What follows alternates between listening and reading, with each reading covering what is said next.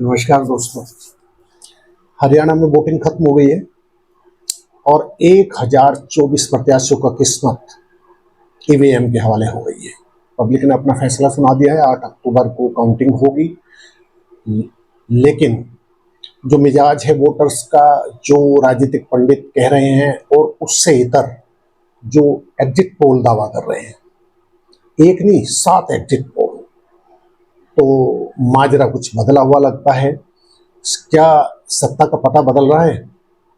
हवा का रुख, वोटर्स के मिजाज तो यही कह रहे हैं।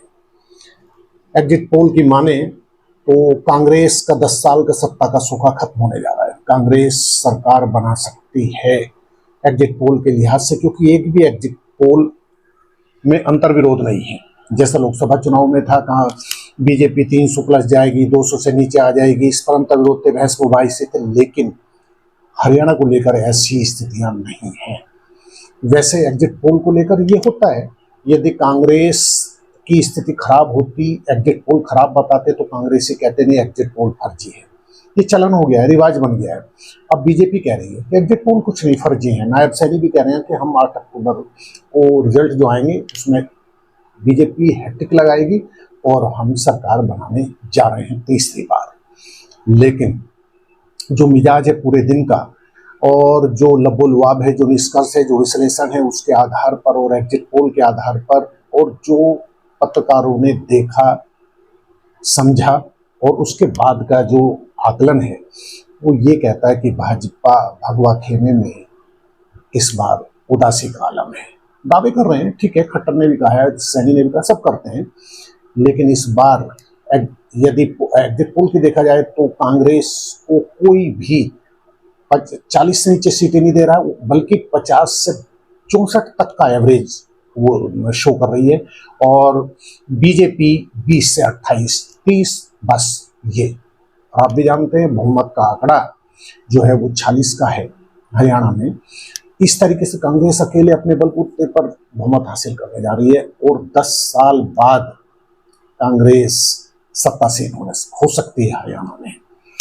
अब आप देखिए कि यदि एग्जिट पोल के विश्लेषण पर नजर दौड़ाई जाए तो सीधे सीधे इस बार हरियाणा में जैसी आशंका थी, और कांग्रेस का जो प्लस पॉइंट रहा है कि तीनों फैक्टर आप देखिए, पहलवान, जवान और किसान, तीनों जी का जंजाल बनने जा रहे हैं बीजेपी के लिए और कांग्रेस के लिए प्लस पॉइंट।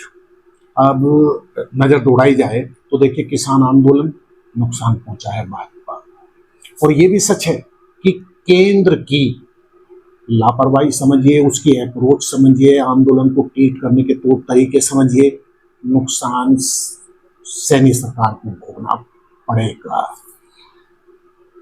महिलाओं के साथ, महिला पहलवानों के साथ जो मुद्दे उछले, खापों ने जिस तरीके का समर्थन दिए, और कांग्रेस ने, क्योंकि वो विपक्ष में थी, उस मुद्दे को बनाया।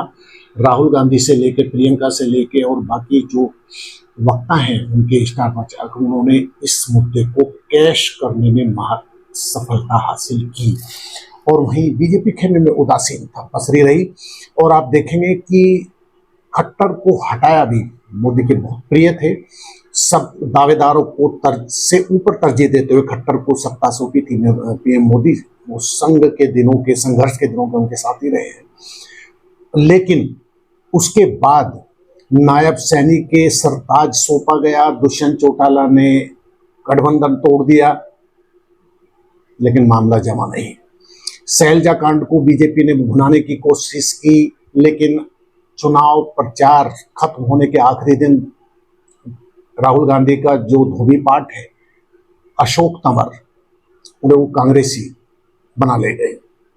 कोई कम से कम 8-9 सीटों पर फर्क डालने की अशोक, और एक ही मैसेज कन्वे किया कि आपने जो सैलजा मुद्दे को, खट्टर ने तो ऑफर भी दिया था सैलजा को कि भाजपा ही हो जाओ।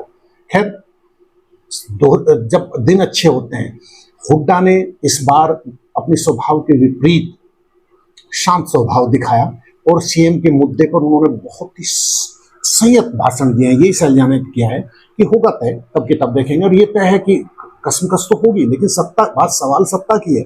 सत्ता आएगी तो इस कसमकस को भी देखा जाएगा। दूसरी बात, कि चौटाला परिवार के लिए जो वोटिंग हुई है और जो जिस तरीके के आकलन आ रहे हैं, अच्छी खबर इस अब तक के हरियाणा के इतिहास में चौटाला परिवार, देवीलाल से लेकर ओम प्रकाश चौटाला से लेकर रणजीत चौटाला से लेकर जिस तरह उसके बाद सत्ता की पगडंडियों पर, सत्ता के मोह में जो खींचतान हुई है, दुष्यंत चौटाला ने जजपा बना ली, इनेलो अलग लड़ रहा है और रणजीत चौटाला की स्थिति आप देख रहे हैं, कभी वो कांग्रेसी होते हैं, कभी मतलब भाई का मोह सताता है उन्हें। अब के पब्लिक ने पूरे परिवार को, यानी दुष्यंत चौटाला को, जो पिछली बार किंग मेकर थे, 10 सीटें जीती थी जजपा ने और भाजपा के साथ दुष्यंत चौटाला डिप्टी सीएम बने, लेकिन अब के दुष्यंत चौटाला समेत चौटाला परिवार को पब्लिक का दुलार नहीं मिलने जा रहा है। इनेलो की भी ये स्थिति है, माया से हाथ भी मिला है, ये भी कथाओं कारगर नहीं हो रहा है। दुष्यंत चंद्रशेखर आजाद के साथ गए, लेकिन मामला जम नहीं रहा है। जो रिजल्ट आ रहे हैं उसमें रही आपकी बात, आपके लिए केजरीवाल, आप के बीच सीटों के बीच आम सहमति नहीं बन पाई और बेल मिलने के बाद केजरीवाल ने प्रचार भी किया, लेकिन आपका यदि खाता खुला भी 1 से 2 सीट या उसके चांस नहीं दिख रहे हैं। एग्जिट पोल में तो 0 से 2 के बीच दिखाई है, लेकिन शायद ऐसा भी हो सकता है कि सिपर तक आप सिमट जाए और यदि खाता खुलता है तो चलिए उनके लिए प्लस पॉइंट। कांग्रेस के साथ लड़ना था, नहीं लड़े, अलग लड़े और अंजाम ये है कि हरियाणा में बेमन से लड़ी लड़ाई का जो अंजाम है वो सिफर भी हो सकता है, 1 सीट भी मिल सकती है, ये लपोल हुआ। दूसरी बात ये कि बीजेपी के लिए ये महज हरियाणा गंवाना, यदि वो गंवाते हैं और एग्जिट पोल सही साबित होते हैं तो मोदी मैजिक पर भी सवालिया निशान खड़े होंगे। लोकसभा चुनाव में उन्हें बैसाखियों का सहारा लेना पड़ा है, अपने बलबूते बहुमत हासिल नहीं कर पाई बीजेपी और चंद्रबाबू नायडू और नीतीश कुमार, 2 बाबू उनके खेवानहार है केंद्र में। जब तक उनकी नजर इनायत है सरकार चल रही है, जिस दिन उन्होंने नजरें बदली तो सत्ता का मिजाज बदल जाएगा, दिल्ली की सत्ता का। खैर देखते हैं, 8 अक्टूबर का इंतजार करते हैं। कांग्रेस ये दुआ कर रहे हैं कि एग्जिट पोल, जैसे भूपेंद्र सिंह हुड्डा ने भी दावा किया है कि हम एग्जिट पोल से भी ऊपर जाएंगे, यानी हम अबाउट 65 जीतेंगे। इसी तरह नायब सैनी से लेकर खट्टर जो भाजपा खेमा है वो दावा कर रहा है कि एग्जिट पोल फर्जी होंगे। खैर पब्लिक ने फैसला सुना दिया है। यहाँ तक मुद्दों की बात थी, मुद्दे कांग्रेस में लपके और राहुल गांधी की आक्रामक शैली ने इसमें नए रंग भरे।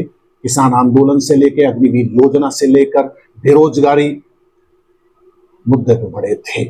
अब देखते हैं हरियाणा की पब्लिक क्या फैसला सुनाती है, एग्जिट पोल सही साबित होते हैं और क्या सत्ता का पता बदलता है और हरियाणा क्या कांग्रेस में होने जा रहा है फिर से। नमस्कार।